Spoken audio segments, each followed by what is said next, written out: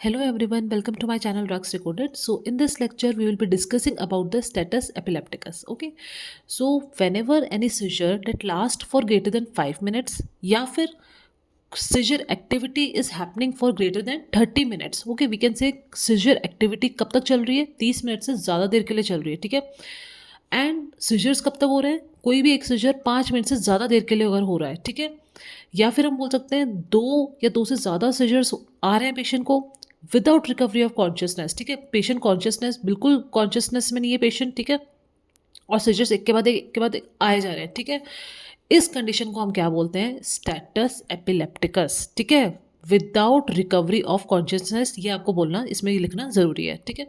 So recurrent tonic clonic convulsions without recovery of consciousness in between, it is an emergency condition. ठीक है.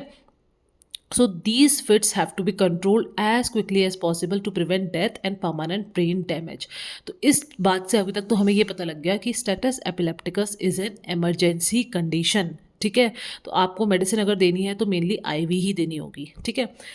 तो अब बात करते हैं इसके मैनेजमेंट की. ठीक है. तो फर्स्ट प्रायोरिटी क्या है, first priority is always to maintain patent airway. ठीक है. पेशेंट का एयरवे आपको मेंटेन करना है, आपको इंट्यूबेशन करनी है इफ़ इट इज़ रिक्वायर्ड. ठीक है. और क्या करना है आपको, you have to check for what, oxygenation, fluid and electrolyte balance, BP, normal cardiac rhythm, euglycemia. ठीक है. ये सब कंडीशंस आपको चेक करनी है. Means overall care of unconscious must be taken. ठीक है. ये हो गए बेसिक जनरल मेजर, सबसे पहले आपको जो करना है. उसके बाद you have to go for what, 20 to 50 ml और 50% dextrose you have to inject IV. ठीक है. To correct what, hypoglycaemia. मतलब अगर हाइपोग्लाइसीमिया रीज़न है जिस वजह से सीजर्स आ रहे हैं पेशेंट को. ठीक है. So you have to correct what, hypoglycaemia by injecting 20 to 50 ml और 50% डेक्सट्रोज. उसके बाद हम बात करते हैं मेडिकेशंस में. तो सबसे पहले आती है lorazepam. Lorazepam 4 milligram, that is 0.1 milligram per kilogram in children, which is injected IV at the rate of 2 milligram per minute. ठीक है. इसको वापस रिपीट करना है आपको 10 मिनट के बाद इफ़ इट इज़ रिक्वायर्ड. ठीक है. So lorazepam is the first drug of choice, first choice drug nowadays. ठीक है. It is not diazepam, it is lorazepam. ठीक है.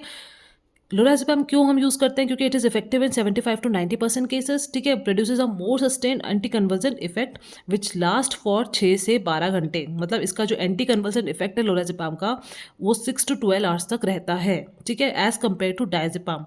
तो डायजेपाम के कंपैरिजन में हम क्यों लोराज़ेपाम चूज़ करते हैं, क्योंकि इसकी लोअर लिपिड सॉल्युबिलिटी है, स्लोअर रीडिस्ट्रीब्यूशन है, और thrombophlebitis of injected vein is less likely with the lorazepam. ठीक है. जब भी आप वेन में इंजेक्ट करेंगे आईवी, ठीक है, तो it can result in thrombophlebitis condition. ठीक है. Of the when. ठीक है. एक स्वेलिंग टाइप कंडीशन होती है वेन की. ठीक है. तो वो लोराज़ेपाम के साथ देखने को कम मिलता है as compare to what, diazepam. ठीक है. Now next coming to diazepam. तो डायजेपाम क्या है, 10 milligram, 0.2 to 0.3 milligram per kilogram injected IV at the rate of again 2 milligram per minute. सब कुछ सेम है, बस ये क्या है, डायजेपाम 10 मिलीग्राम है और लोराज़ेपाम क्या था अपना, लोराज़ेपाम था अपना 4 मिलीग्राम. ठीक है. सो रिपीटेड अगेन इसको भी रिपीट करना है आपको 10 मिनट के बाद इफ़ इट इज़ रिक्वायर्ड. तो ये अब तक तो क्या थी, स्टैंडर्ड थेरेपी थी. ठीक है.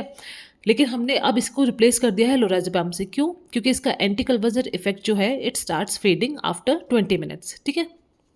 20 मिनट्स के बाद इसका एंटी कन्वर्जन इफेक्ट अपने आप फेड होने लग जाता है और आपको फिर बार बार क्या देना पड़ेगा, सप्लीमेंटल डोज देनी पड़ेगी. And it is more damaging to injected vein. ठीक है. लोकल वेस्कुलर कॉम्प्लिकेशंस इससे शो होते हैं.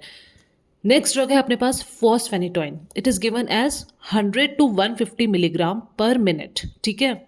Ivy infusion to a maximum of 1000 milligram, that is 50 to 20 milligram per kilogram basis under continuous ECG monitoring. ठीक है. आपको फॉस्फेनिटोइन एडमिनिस्टर करना है, इसकी डोज याद रखनी है 100 to 150 milligram per minute IV infusion. ठीक है. ये क्या है, स्लोअर एक्टिंग ड्रग है. ठीक है. तो it should be given subsequently irrespective of response to lorazepam. आपने लोराज़ेपाम एडमिनिस्टर कर दिया. ठीक है. आपने क्या कर दिया, लोराज़ेपाम को एडमिनिस्टर कर दिया. उसके बाद भी आपको क्या करना है, फॉस्फेनिटोइन को क्या करना है, एडमिनिस्टर करना है. क्यों?